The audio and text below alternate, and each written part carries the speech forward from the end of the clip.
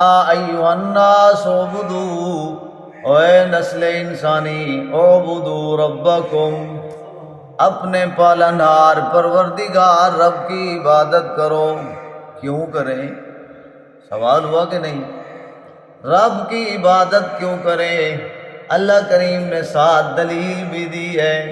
الذی خلقکم والذین من قبلکم، اس لیے اپنے رب کی عبادت کرو کہ اس نے تمہیں بھی اور تمہارے آبا و اجداد کو بھی، تمہارے باپ دادو کو بھی اس نے پیدا کیا، تمہیں بھی اس نے پیدا کیا۔ لعلکم تتقون، اس کی عبادت کر کے، اس کو راضی کر کے، اس کی عبادت کر کے اس سے ڈرنے والے بن جاؤ۔ لعلکم تتقون، یہ ثمرہ عبادت ہے۔ یہ کیا ہے؟ ثمرہ عبادت ہے۔ جب بندہ اللہ کا بن جائے، اللہ کی عبادت میں لگ جائے، اس وقت بندے کے دل میں تقوی آ جاتا ہے، اس وقت بندے کے دل میں اللہ کا حیا اور روب آ جاتا ہے۔ جب رب کی کبریائی دل میں آ جائے، رب کا بول دل میں آ جائے، رب کی بڑائی دل میں آ جائے، پھر قیام کرے تو پتہ چلتا ہے رب کے سامنے کھڑا ہوں، رکوع کرتا ہے تو پتہ چلتا ہے کائنات کے پالن ہار کے سامنے جھکا ہوا ہوں، پھر جب سجدے میں جاتا ہے پھر تو کمال ہو جاتی ہے۔ سبحان ربی الاعلیٰ، اے پروردگار، پہلے کھڑا تھا تب بھی تیرے آگے اتنا مزہ نہیں آیا، رکوع کیا جھکا تیرے آگے اتنا لطف نہیں آیا، اتنا تکبر نہیں ٹوٹا، اتنا بڑائی نہیں ختم ہوئی، اتنا جناب اعلیٰ اپنائیت اور اپناپن ختم نہیں ہوا۔ لیکن جب جبین نیاز کو تیرے قدموں میں رکھا، سبحان ربی الاعلیٰ، ربا اب تو حدیں ہی ختم ہو گئی، اب تو حدیں ہی ختم ہو گئی، اب تو عاجزی کی انتہا ہو گئی، اب تو عاجز ہو گیا۔ اب تو جب میں نے اللہ اکبر کہا تھا، یہ نماز کا صرف ترجمہ یاد کر لو نا،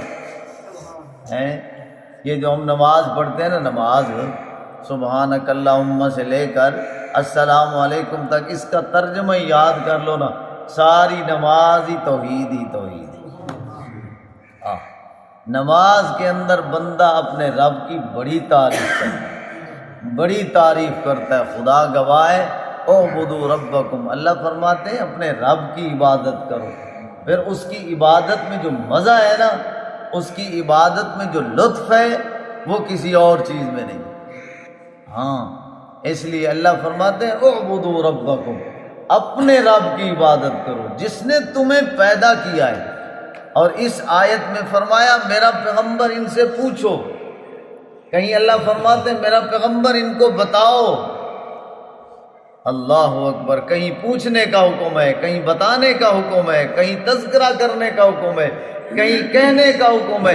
یہ سارے رنگ اللہ کریم مختلف انداز میں بیان کر کے سب کا حاصل اور خلاصہ، سب کا نتیجہ اور نچوڑ یہ ہے کہ میرا رب چاہتا ہے کہ میرا بندہ میں رب کا بن جائے، میرا بندہ میرا بن جائے اور میں اپنے بندے کا بن جاؤں، میرا بندہ ہو کر، میرا کھا کر، میرا پہن کر، میرا استعمال کر کے، میری رات کو سو کر، میرے دن میں اپنی روزی روٹی معاش کر کے پھر کسی غیر کے آگے جائے، یہ جچتی نہیں ہے، یہ بات جچتی نہیں ہے۔ اللہ کریم پورے قرآن پاک کو مطالعہ کرو، پورے قرآن پاک کی تفسیر اٹھاؤ اور اس کا خلاصہ اور نچوڑ، اور امام الانبیاء محمد الرسول اللہ صلی اللہ علیہ وسلم کی زندگی اور دعوت و تبلیغ کی محنت، یہ سب اس بات پر دال ہے، اس بات پر دلیل ہے